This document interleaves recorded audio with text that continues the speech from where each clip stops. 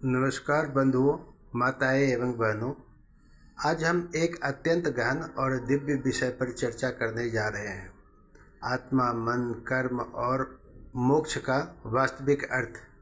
गीता के ज्ञान के अनुसार आत्मा अजर अमर है।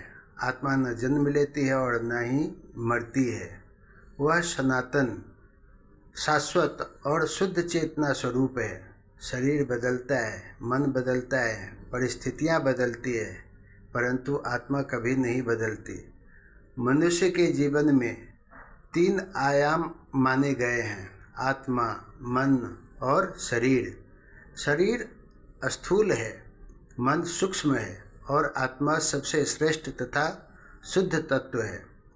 जब मनुष्य कर्म करता है तो वास्तव में कर्म शरीर और मन द्वारा किए जाते हैं। आत्मा तो केवल साक्षी है, लेकिन मन जब और शरीर के कर्मों में आसक्ति जुड़ जाती है, तब वही कर्म बंधन का कारण बनते हैं। गीता के अनुसार कर्म ही मनुष्य के बंधन का कारण है और कर्म ही उसके मोक्ष का भी कारण है।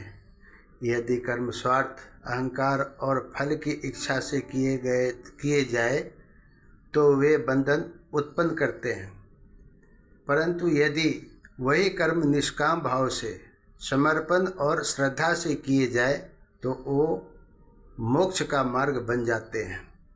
धर्म का वास्तविक अर्थ केवल पूजा पाठ नहीं। धर्म का अर्थ है सत्य, दया, शील, स्वभाव, सेवा और परोपकार।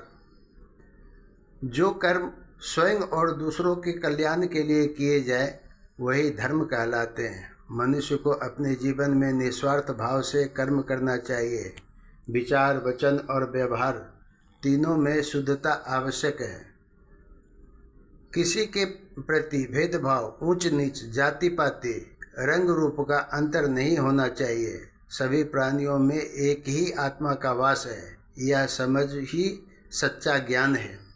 हमारी इंद्रियां और मन प्रकृति के 3 गुणों सत्व, रज और तम से प्रभावित रहते हैं।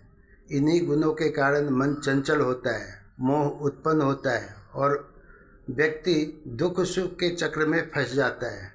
जब मनुष्य इन गुणों से ऊपर उठकर आत्मा को पहचान लेता है, तब उसे वास्तविक शांति प्राप्त होती है।